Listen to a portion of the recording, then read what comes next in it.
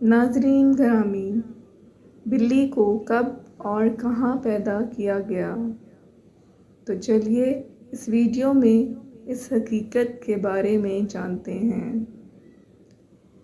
بلی کی پیدائش کا تعلق براہ راست طوفان نوح علیہ السلام کی کشتی سے ہے۔ تاریخ تسیل بدایہ و نہایہ جلد نمبر 1 حافظ عماد الدین ابوالفداء اسماعیل ابن کثیر تفسیر ابن کثیر پارہ نمبر 12 ہود کی آیات 48 39 40 کی تفسیر ملاحظہ فرمائیں۔ حضرت نوح علیہ السلام کی کشتی کی 3 منزلیں تھیں۔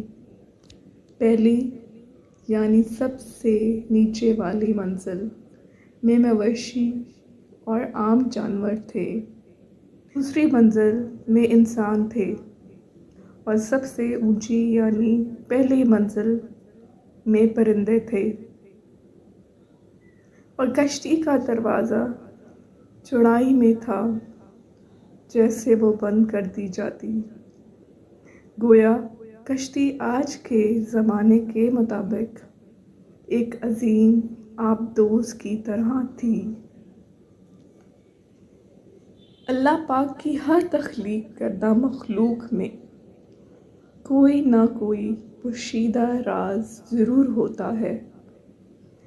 بلی کو پیدا کرنے کی اللہ کی حکمت کچھ یوں ہے کہ جب حضرت نوح علیہ السلام کی قوم پر پانی کی صورت میں سیلاب کا عذاب آیا تو اللہ تعالیٰ نے حضرت نوح علیہ السلام کو کشتی بنا کر اس میں سوار ہونے اور ہر جاندار اور پرندے کا ایک ایک جوڑا کشتی میں محفوظ کرنے کو کہا۔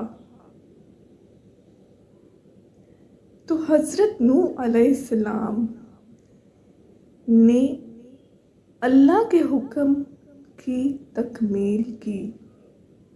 کشتی پانی میں تھی اور اس دوران کشتی میں چوہے پیدا ہو گئے۔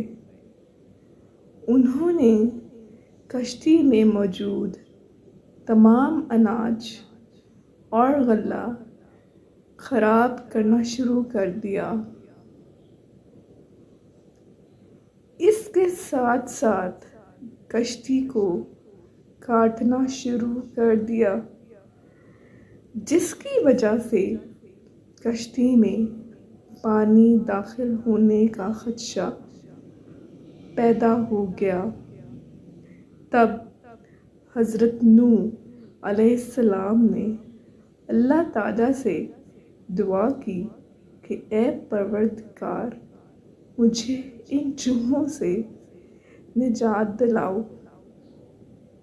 اس وقت اللہ عز و جل نے حضرت نوح علیہ السلام کو حکم دیا کہ کشتی میں موجود شیر کی پیٹھ پر ہاتھ پھیرو۔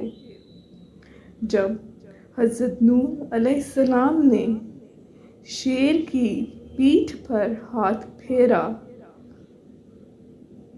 تو شیر کو زوردار چھینک آئی اور اس کی ناک کے دونوں نتنوں سے بلیوں کا ایک جوڑا نر اور مادہ کشتی میں گر پڑے، جنہوں نے کشتی میں سارے چوہوں کا صفایا کر دیا۔